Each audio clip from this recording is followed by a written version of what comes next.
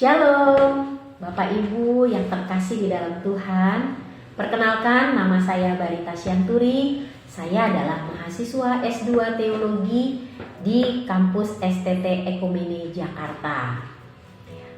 Ini adalah bagian dari tugas akhir mata kuliah Hermeneutik Perjanjian Lama dengan dosen pengampu Bapak Dr. Timotius Bakti Sarono, MA, MTH, MPD. Dan pada kesempatan ini saya akan membawakan sebuah tema dengan judul Keindahan Mengecap Kebaikan Tuhan, nanti yang terambil dari Mazmur yang ditulis oleh Daud. Saudaraku yang terkasih di dalam Tuhan, mari kita merenungkan sebuah ayat yang sangat luar biasa ya, yang penuh dengan makna dan mendalam yang ditulis oleh Daud. Di mana ayat ini merupakan ayat yang sudah cukup populer ya. Banyak orang mengetahui ayat ini dan bahkan hafal ya, karena dijadikan sebuah lagu oleh beberapa penulis, pencipta lagu dan puisi ya, serta menjadi kutipan-kutipan ayat di gereja atau di acara Natal, di acara Paskah, sehingga orang sangat mudah mengingat ayat ini. Kita baca ya, Mazmur 34 ayat 8, kita baca bersama. Kecaplah dan lihatlah betapa baiknya Tuhan. Dalam bahasa Inggris, dalam versi King James ya, ayatnya berbunyi, "Oh, taste and see that the Lord is good." Artinya, rasakanlah dan lihatlah bahwa Tuhan itu baik. Kita belajar dari seorang Daud ya melalui ayat ini, yang tetap memuji Tuhan meski di tengah pergumulan dan kesulitan hidupnya. Kalau melihat latar belakang dari pasal ini ya, itu bisa dilihat dari kitab Mazmur 34 ayat 1-nya, di mana dikatakan Daud pada saat masa-masa sulitnya, dari Daud pada waktu ia pura-pura tidak waras pikirannya di depan Abimelek sehingga ia diusir lalu pergi. Kisah ini dapat dibaca ya oleh Bapak Ibu di Samuel 21 ya. Tapi akan saya ceritakan di sini sekilas dari Samuel 21 ini. Itu menceritakan, tertulis bahwa Raja Saul yang pada awalnya sangat menyukai Daud, sangat mencintai Daud, gitu ya, mengasihi Daud, pada akhirnya tumbuh perasaan iri di dalam hatinya. Karena apa? Karena orang, masyarakat, rakyat itu lebih mencintai Daud, lebih memuji Daud, bahkan membanding-bandingkan Daud lebih tinggi daripada Saul ya. Jadi dikatakan apa? Saul mengalahkan beribu-ribu musuh, tetapi Daud mengalahkan berlaksa-laksa. Nah, dari situ muncul perasaan tidak sukanya kepada Daud. Tuh. Dan akhirnya, singkat cerita, Raja Saul ini akhirnya memutuskan untuk berencana untuk membunuh Daud melalui peperangan ya, yang coba dia hadapkan dengan orang-orang Filistin. Tapi ternyata Daud selalu menang ya. Kemudian dia juga berusaha membunuh dengan tangannya sendiri gitu ya, dengan melempar tombak ya dan lain-lain, tetapi dia selalu luput. Sejak saat itu Raja Saul malah semakin takut kepada Daud ya, karena dia tahu bahwa Daud ini ada di pihaknya Allah, seperti itu. Lalu kemudian karena Daud pada akhirnya mengetahui rencana dari Raja Saul, dia tahu dari sahabatnya Yonatan, anak dari Saul ya, bahwa dia ingin dibunuh oleh Raja Saul, maka Daud ini akhirnya melarikan diri ya. Melarikan diri ke beberapa tempat dan sampailah dia di suatu tempat yang namanya Gad. Di sana pegawai-pegawainya itu sepertinya mengenali Daud, tetapi untuk menghindari agar Daud tidak dibunuh ya oleh pegawai, oleh Abimelek, tidak dikenali oleh Abimelek, maka dia berpura-pura menjadi tidak waras. Dia berakting seperti orang gila ya. Bayangkan dia adalah seorang prajurit yang hebat, tapi akhirnya dia harus berpura-pura tidak waras karena dia sangat ketakutan, takut dia dibunuh ya. Dengan cara seperti itu akhirnya dia bisa lolos.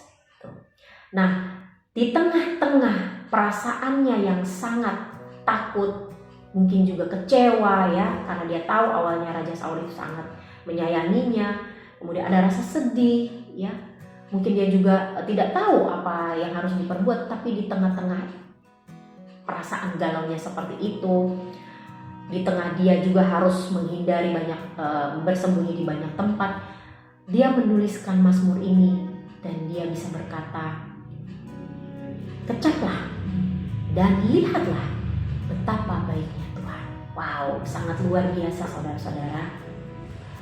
Banyak orang justru di dalam kesulitannya, di dalam pergumulan hidupnya, ya, justru meninggalkan Tuhan, justru mengatakan yang tidak baik tentang Tuhan, justru mengatakan bahwa Tuhan itu jahat, Tuhan itu tidak memperhatikan dia, Tuhan itu tidak menyayanginya.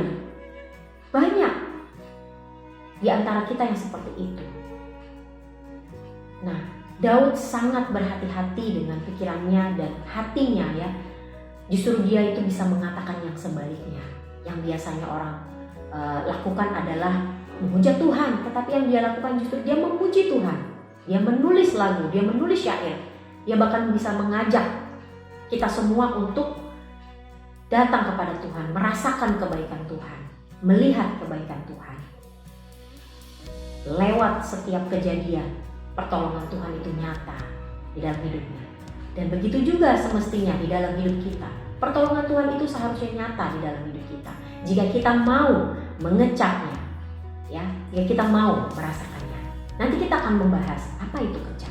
Bapak Ibu, jika di hadapan saya ada sebuah makanan, atau di hadapan Bapak Ibu ada sebuah makanan, atau bukan makanan yang sebenarnya, atau berbentuk foto atau sebuah video, begitu.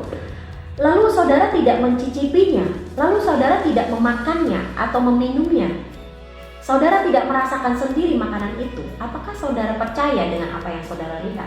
Misalnya ada lewat iklan makanan kue-kue yang sangat lezat, ya. Lalu di situ sepertinya enak sekali. Tetapi saudara tidak pernah membeli dan memakannya, apakah saudara akan tahu bahwa benar-benar makanan itu enak atau ini sekedar iklan? Gitu ya. Jadi saudara harus mencicipinya sendiri untuk mengetahui apa saja rasa yang terkandung pada makanan tersebut. Setelah saudara makan, saudara baru akan tahu bahwa makanan itu enak atau tidak enak.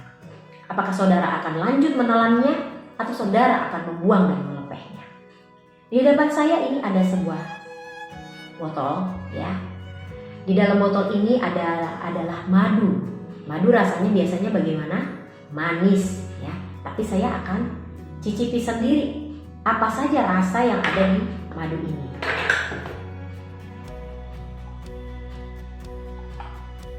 Saya minum ya madunya.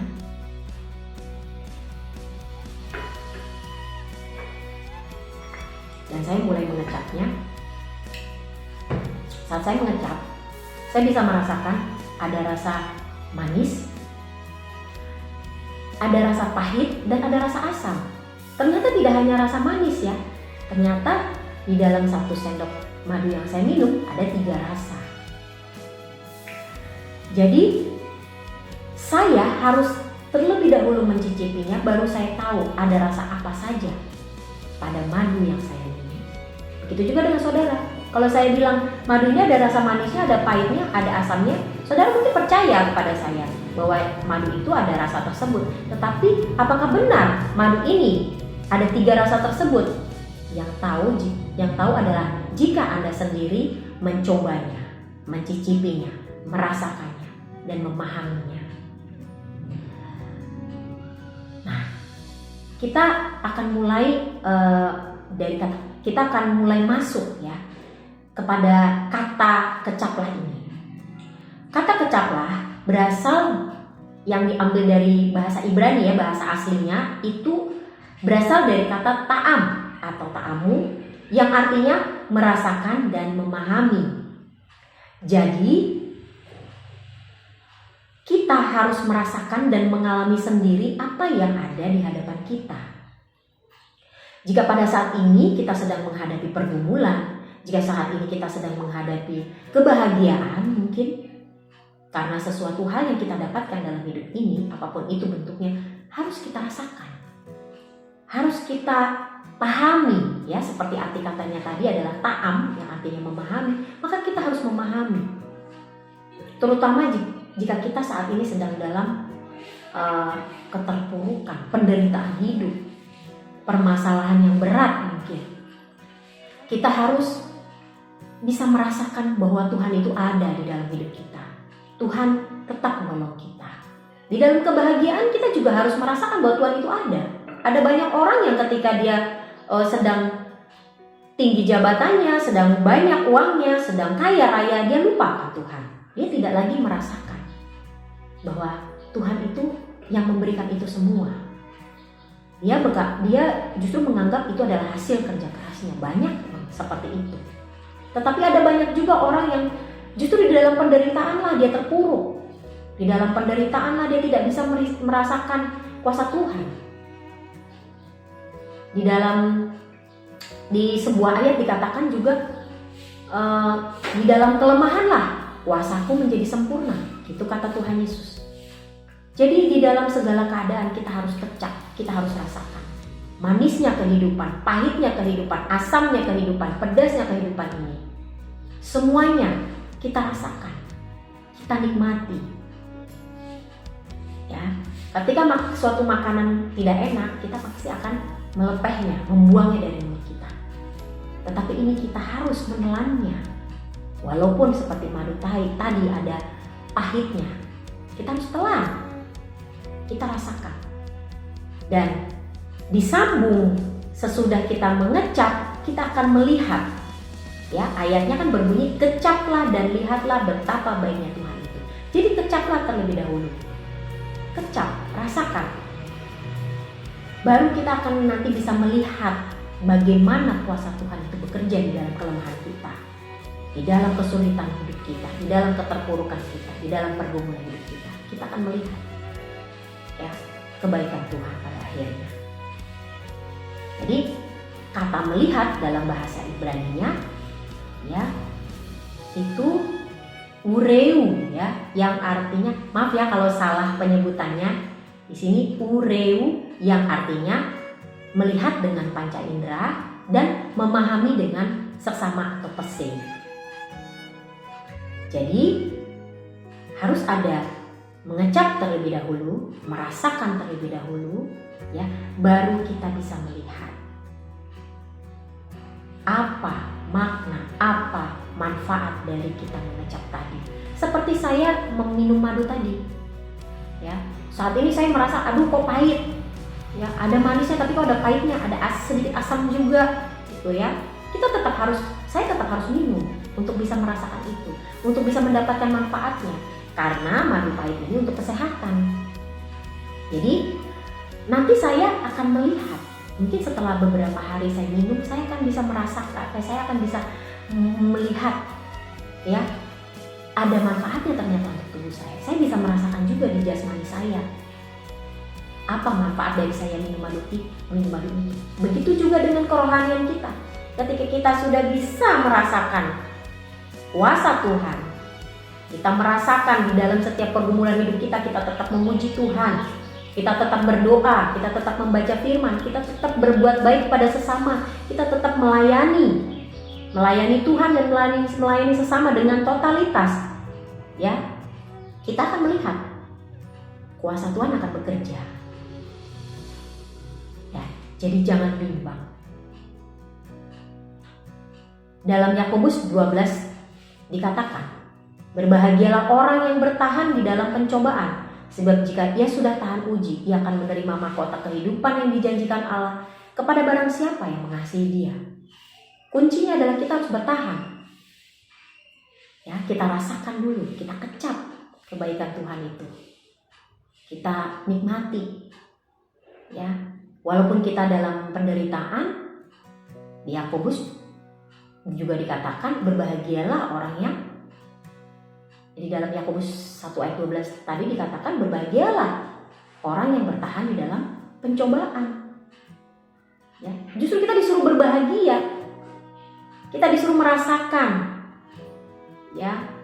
Dan itu tidak mudah Bapak Ibu, saudara-saudara, itu perlu latihan setiap hari ya.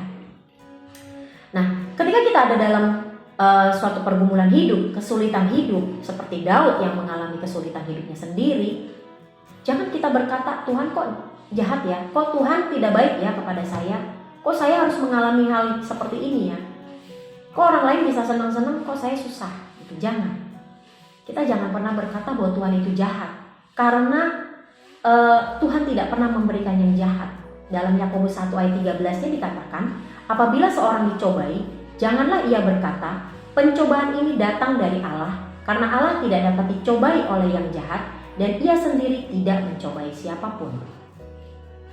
Jadi ketika kita ada dalam suatu kesulitan hidup, jangan kita berkata, ini karena Tuhan. Dalangnya adalah Tuhan, bukan saudara. Tuhan tidak pernah membuat kita itu hidupnya susah. Ya, Dia tidak pernah memberikan kepada kita yang jahat, karena Dia tidak jahat. Jika kita mengalami pergumulan hidup, kita tetap bergantung kepada Tuhan, kita tetap setia kepada Tuhan, dan kita mungkin harus memahami, ya, seperti tadi arti kata kecap juga harus memahami apa sih yang terjadi saat ini pada diri saya, apa yang perlu saya perbaiki, seperti itu, ya, yang mungkin kita sedang jauh dari Tuhan, ya. Karena itu, marilah kita tetap setia, marilah kita tetap bergantung dan merasakan Tuhan, sehingga Tuhan bisa menunjukkan kasih kuasa-Nya dan kebaikan-Nya di dalam hidup kita. Di dalam 1 Petrus 2 ayat 3 juga dikatakan, jika kamu benar-benar telah mengecap kebaikan Tuhan, ya, hidup kita pasti juga akan diberkati oleh Tuhan. Kadang-kadang masalah itu memang harus terjadi di dalam hidup kita untuk membuat kita itu lebih baik, untuk membuat kita menjadi lebih kuat, ya, lebih tangguh dari sebelumnya, atau menghindarkan kita dari sesuatu. Ya, kadang-kadang kita dibiarkan ada dalam suatu masalah bukan karena Tuhan tidak sayang atau Tuhan jahat kepada kita, tidak, tetapi justru ingin menghindarkan kita dari sesuatu yang kadang-kadang kita tidak pahami pada saat itu, tapi kita akan melihat beberapa waktu kemudian kita akan bisa melihat bahwa itu, oh ternyata itu pekerjaan Tuhan. Seperti contoh berikut ini, ya, saya pernah menonton sebuah tayangan atau membacanya, ya, di media sosial. Satu ketika ini seorang pria bernama David sedang dalam perjalanan pulang dari tempat kerjanya, dan mobilnya mendadak mengalami kerusakan mesin di tengah perjalanan. Meskipun itu sangat merepotkan, dia memutuskan untuk berhenti di pinggir jalan dan memanggil mekanik untuk memperbaiki mobilnya.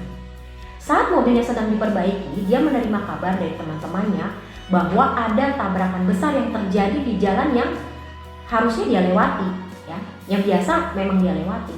Tabrakan tersebut melibatkan beberapa kendaraan, dan jika mobilnya tidak rusak, dia kemungkinan akan terjebak di sana, di tempat kejadian, dan mungkin terlibat juga dalam kecelakaan tersebut, ya, kita tidak tahu. Nah, karena kejadian itu makanya Daud sangat bersyukur, ya, mobilnya rusak. Mungkin sebelum tadi dia mengeluh, dia komplain karena dia harus pergi ke tempat kerja dan waktunya sudah harus sampai atau tiba di kantor, tetapi dia masih di perjalanan dan bahkan mobilnya rusak. Mungkin tadinya awalnya menggerutu, atau tapi kita juga tidak tahu, bisa jadi dia tidak menggerutu, ya, itu. Nah, karena itu, karena kerusakan mobil tersebut, dia terhindar dari masalah yang mungkin akan terjadi di hadapannya. Seperti itu. Jadi kadang-kadang kita ada dibiarkan di dalam suatu masalah untuk menghindarkan masalah yang lebih besar. Ya, tetapi kalau kita mengalami masalah yang lebih besar, yang mungkin juga badai hidup yang besar, itu juga pasti ada satu makna, suatu tujuan yang lebih tinggi lagi dari Tuhan untuk kita harus lewati, ya. Nanti kita akan, saudara, Bapak, Ibu, saudara juga akan bisa melihat nantinya apa makna dari semua pergumulan hidup kita dan badai hidup, baik itu kecil, sedang ataupun besar di dalam hidup kita. Nah, dari seorang teolog yang bernama John Calvin juga berpendapat tentang pengalaman pribadi dengan Tuhan, ya. Dalam Institute of the Christian Religion, dia menekankan bahwa pengetahuan sejati tentang Tuhan datang melalui pengalaman pribadi yang dibimbing oleh Roh Kudus. Ia menegaskan bahwa hubungan dengan Tuhan adalah dasar dari pengertian iman yang sejati, dan ini adalah pengalaman yang langsung, ya, dan transformatif. Dalam pandangan Calvin, ajakan untuk mencicipi dan melihat adalah seruan untuk menyelami kedalaman kasih dan hadirat Tuhan dalam hidup sehari-hari. Calvin berpendapat bahwa hanya melalui pengalaman pribadi, umat Tuhan bisa benar-benar merasakan dan memahami kebaikan Tuhan di dalam hidupnya. Jadi kita harus mengalami sendiri, ya. Pengetahuan itu hanya ada di pikiran, hanya di otak kita. Tetapi pengalaman pribadi adanya di sini, di hati kita dan di roh kita. Jadi itu akan membawa kita pada pemahaman tentang Tuhan yang lebih baik ketika kita merasakannya sendiri, mengalaminya sendiri. Begitu kira-kira pendapatnya Calvin. Nah, jadi bagaimana Bapak Ibu, apa yang harus kita lakukan dalam hidup kita agar kita mengecap kebaikan Tuhan, agar kita bisa merasakan indahnya mengikut Tuhan itu, indahnya merasakan kebaikan Tuhan itu. Yang pertama, kita harus selalu bersyukur kepada Tuhan. Ya, apapun yang kita alami, dari mulai kita bangun tidur, kita bersyukur. Ketika kita melek, yang kita ingat terlebih dahulu harusnya adalah Tuhan. Kita bilang, terima kasih Tuhan, aku masih bernafas. Terima kasih Tuhan, aku masih melek. Terima kasih Tuhan, aku masih bisa menggerakkan tubuh ini. Ketika kita lihat pasangan kita, pasangan Anda, pasangan Bapak Ibu masih ada, anak-anak masih ada, kita bersyukur sama Tuhan. Lalu kita katakan, Tuhan, aku ingin menyenangkan hati Tuhan. Itu yang harus kita lakukan di pagi hari. Yang kedua, jangan bersungut-sungut atau menggerutu kepada Tuhan. Ingat, tadi dikatakan dalam Yakobus 1 bahwa Tuhan tidak pernah mencobai siapapun. Ia tidak pernah berbuat yang jahat kepada umatnya, kepada anak-anaknya, karena ia tidaklah jahat. Jadi jangan bersungut-sungut ketika kita lagi diperhadapkan pada sesuatu hal. Ingat kisah yang tadi juga saya ceritakan, bahwa mungkin saja kita memang harus melalui itu. Kita harus melaluinya. Ya, kita jangan bersungut-sungut ketika kita harus melewati itu semua. Ya, ketika kita misalnya jalan dari suatu tempat ke kantor, ya, kita kan melewati banyak tuh ya. Mungkin ada jalan yang berbatu, ya, ada jalan yang licin, ya, mungkin ada orang yang mungkin nyebelin di tengah perjalanan, ada mungkin orang yang ramah, ya, ada orang yang menyapa, tapi ada orang yang mungkin membuat kita justru jatuh gitu ya. Banyak hal dalam perjalanan kita dari rumah ke kantor saja itu mungkin kita akan mengalami berbagai hal, apalagi perjalanan hidup ya. Jadi kita tidak usah bersungut-sungut. Kita boleh merasa down, kita boleh merasa sedih, kita boleh merasa kecewa ya, tapi harus hanya sesaat saja. Sesudah itu kita harus langsung sadar bahwa kita ini adalah anak-anak Tuhan yang mungkin sedang dibentuk oleh Tuhan. Yang ketiga, kita fokus kepada Tuhan dan pada hal yang sedang kita kerjakan. Jangan fokus kepada masalah. Ya, kita fokus kepada Tuhan. Kita fokus. Hati kita tautkan kepada Tuhan. Tuhan, hari ini saya berat, sangat berat Tuhan. Saya sedih Tuhan. Saya sepertinya tidak mampu Tuhan. Saya sepertinya tidak berdaya Tuhan. Tolong beri saya kekuatan. Kita ucapkan itu terus dalam hati kita. Kita katakan yang baik-baik dalam hidup kita. Kita fokus. Kalau kita memang sedang ada pekerjaan yang harus kita kerjakan, kita fokus totalitas di situ. Ya, jangan bercabang-cabang. Ketika kita sedang mengurus anak, ya, ketika Anda sedang mengurus pekerjaan pun atau sedang mengurus apapun itu, fokuslah di situ. Jika sedang mengejar karir, fokuslah di situ. Sambil kita terus juga fokus kepada Tuhan. Kita percaya kepada kebaikan Tuhan dalam hidup kita. Sehingga apa yang kita pikirkan, apa yang kita cita-citakan, apa yang kita rencanakan, Tuhan tunjukkan suatu saat. Kita melihat kebaikan Tuhan. Dan bagaimana Tuhan itu berkarya dalam hidup kita ketika kita sudah bisa merasakan kebaikan Tuhan. Ketika kita mengalami sendiri kebaikan Tuhan di dalam hidup kita. Terima kasih Bapak Ibu dan saudara-saudara semua yang telah menonton video saya kali ini. Semoga saudara-saudara yang terkasih semuanya bisa mendapatkan pencerahan dari firman Tuhan yang kita bahas hari ini. Bisa mendapatkan kekuatan juga yang mungkin sedang mengalami pergumulan hidup yang berat di dalam hidupnya. Ya, Bapak Ibu pegang tangan Tuhan, raih tangan Tuhan, kembali kepada Tuhan. Ya, jangan berlarut-larut di dalam masalah, tetapi biarlah Tuhan yang menguatkan kita. Ya, percaya kepada proses yang Tuhan ajarkan kepada kita. Terima kasih Bapak Ibu Saudara. Shalom, Tuhan memberkati.